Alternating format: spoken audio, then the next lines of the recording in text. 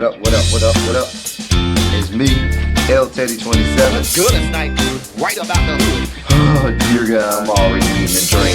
Look a damn mess, just a damn mess. No means no, and yes means no. What up, what up, what up, what up, what up, what up, what up, what up, what's good, people? What is up? What is up? It is me, L Teddy 27, and I'm back for another review. This is going to be our review for WebLYFE Atlanta, Season 1. This is going to be episodes 5 and 6. Episode 5 is entitled, Do All the Good Lord's Work. Now, I wish someone had done the good Lord's work when they were editing and putting together this episode, because clearly they didn't. Let's get this over with. Brandon goes to meet up with the owner of this lube company. I forgot the name of the company or whatever. The guy's name is Dr. Dre. And Brandon is signing a contract to be a brand ambassador for the company. Now, Brandon, if you ever should see this video, I don't even know if you watch my videos, but if you should ever see this video, hook your girl up with a a promo code, a discount, because I'm always needing some lubes and stuff. Lube and condoms. He sells lube and condoms. I like the extra large condoms, the ones that feel like it ain't got nothing on, but you do have some on. If they got some of those, let the girl know. Give me a promo code. I bitch need a discount. Anyway, he reaches out to Carl via text and tells them that they need to meet up and talk. Now, I'm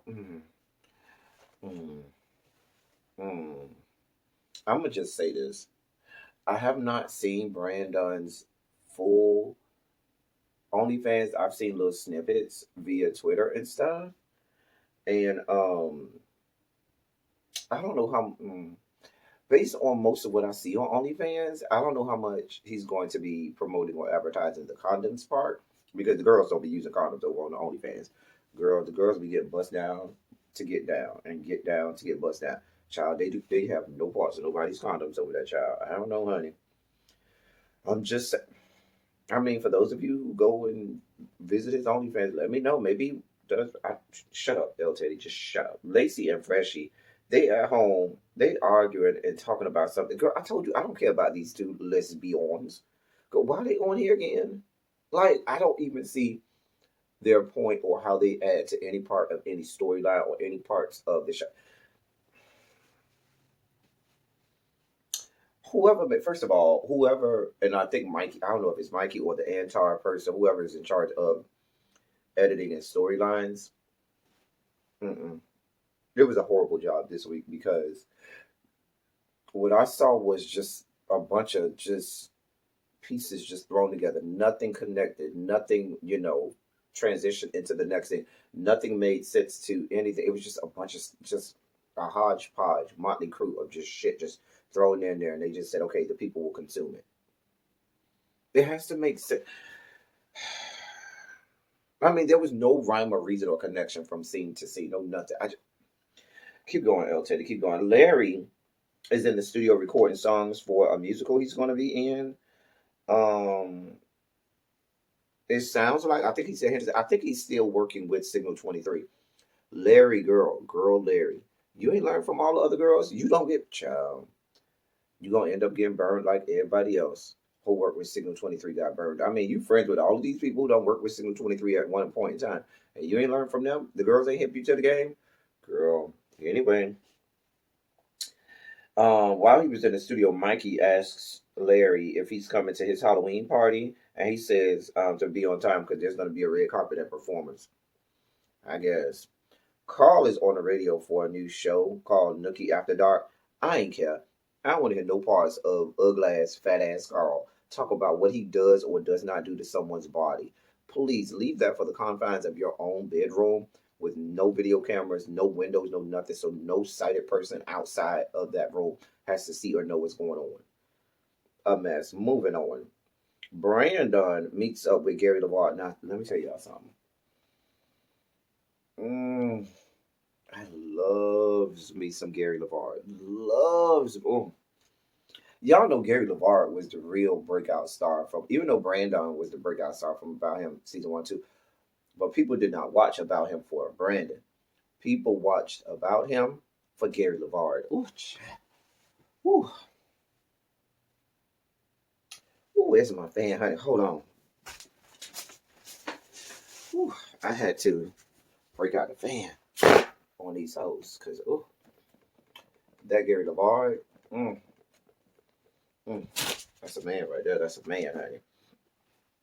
Anyway, Brandon and him sit down and talk because he's in town, and Brandon brings him up to speed on everything that's been going on. Child, you know all of the mess. They discuss the fact that Mikey might be intentionally bringing Carl around to fuck up what Brandon got going on. I don't know.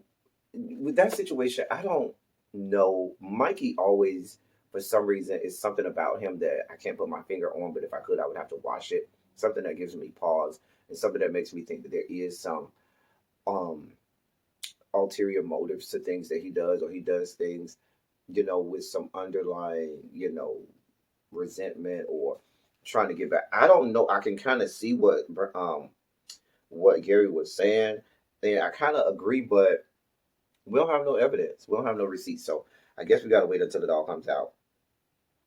Brandon and Carl meet up. Carl says Mikey told him about that he was dating Brandon, and that he told him that within like 5 minutes of him meeting him. Now, with Carl though, my problem with Carl is I feel like sometimes Carl makes up stories and makes up lies to try to get a wow moment, or to try to, make, he's that kind of person that always is trying to have a moment, always trying to have a, out there kind of scene. So he will make up stories and make up lies and stretch the truth for the purpose of getting that moment. And so anytime Carl says something, I don't know how much of it I can believe.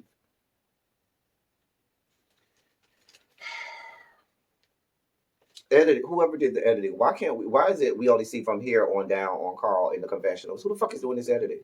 Like, you can't see anywhere from like his nose up. Who the fuck is doing the editing?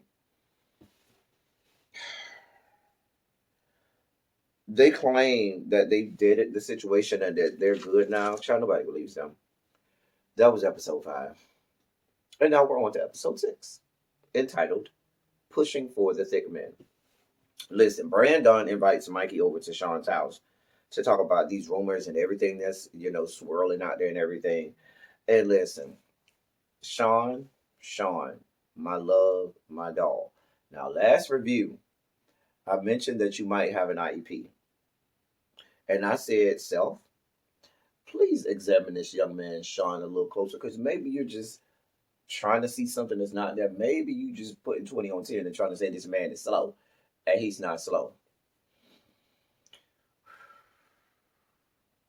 I don't know, y'all. I want to say the jury is still out on whether or not he's slow, but I don't think the jury is out. I don't think the jury ever convened, because I think we knew from the beginning. Yeah, that young man is touched. But the touched ones be a good lay, honey, good baby. The ones who be slow and touch, baby, they are good rumping. Hey, baby, they ain't good for nothing else. Nothing else, honey, nothing else. Anyway, which means he must be extra good in bed, child. Now, Sean brought up situations about how, which if I was Brandon, this would have alarmed. Situations about how when Mikey and him are at their house and Brandon's not there, he doesn't try to, be around Sean.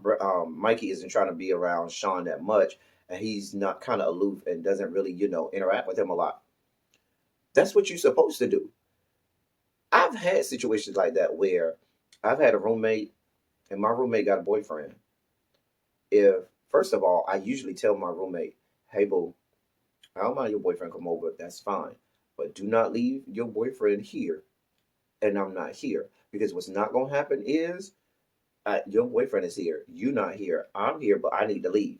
Because if I need to leave, he going to leave too. Because what's not going to happen is him be in this house that we share and neither one of us are here. And I don't give a shit how long y'all been together.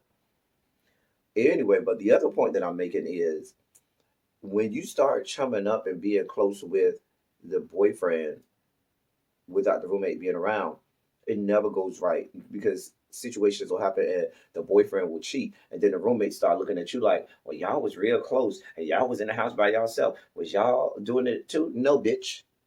So that's why I always make it a point. Hey, girl, and keep it moving.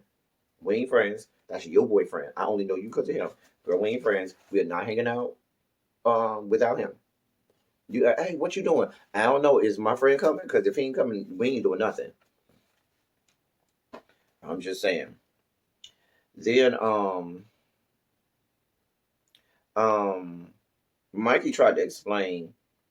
Well, Sean was asking Mikey why Carl was acting the way that Carl was acting.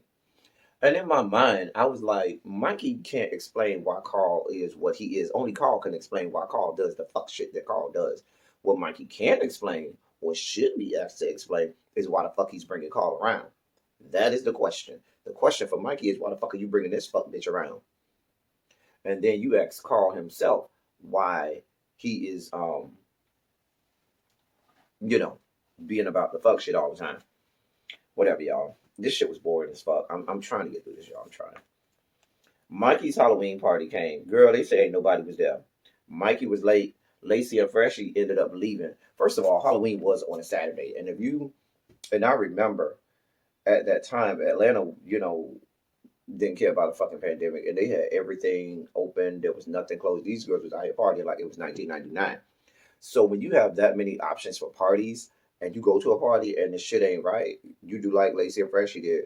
Girl, I'm punching it. I don't have this type of time. There's too many options out here. Girl, they said it was 4 people at the party. Child, I did see Tramel there and Imani Van Zap was there. Tramel was performing. Chris June came in this sick-dang angel costume. Child, that young man was handing out life eternal in that angel costume. Hey, Chris.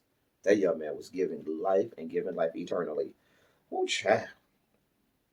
Oh, Lord. Sorry, y'all. I had a whole moment there. Anyway, while Tramel was performing, Mikey passed out. Nobody really knows the reason why he passed out. He had been complaining that his heart was, I don't know, and I didn't really care. Apparently, the girls didn't care either because the girls kept dancing and performing and was dancing around and acting like this man wasn't even passed out on the floor. Only person I really saw over there was Chris June, who seemed to be concerned. Carl and the rest of the girls kept it moving, kept dancing, and then they left. Did not even see what happened if Mikey was alive or dead. Somebody else passed out too, child. I probably would have left too, but child. Anyway, then Carl and Tramel, we see them doing their show the corporate mouth, and they having a conversation. I wasn't really paying attention because it was just like little girls gossiping or whatever. I did pay attention, Carl, to you fat shaming somebody. Hello, pot. Meet kettle. That's real rich coming from you, Carl. Real rich coming from you calling a bitch fat. You have any mirrors around that good house of yours? Dear one, love bug, dog baby. Help, girl, you fat shaming somebody? Girl, the day a bitch like Carl Lavanzel fat shames anybody, but it makes sense. You know what? We live in these yet to be United States of America. Y'all see what the fuck shit that's going on in this country. Y'all see the loose cannons that we're working with in this country. Y'all see that people are not wrapped tightly in this country. So it makes sense that you got fat bitches like fucking Carl Lavanzel fat shaming other people. Make it make sense, y'all. That was the whole episode 6. These 2 episodes, I'm trying, y'all. I'm trying to make it through this. I really am. I'm trying to make it through this. Y'all got to do better. Y'all got to do better with this shit. That's all I got for y'all. Until next time, thank y'all for coming. Y'all drive safely.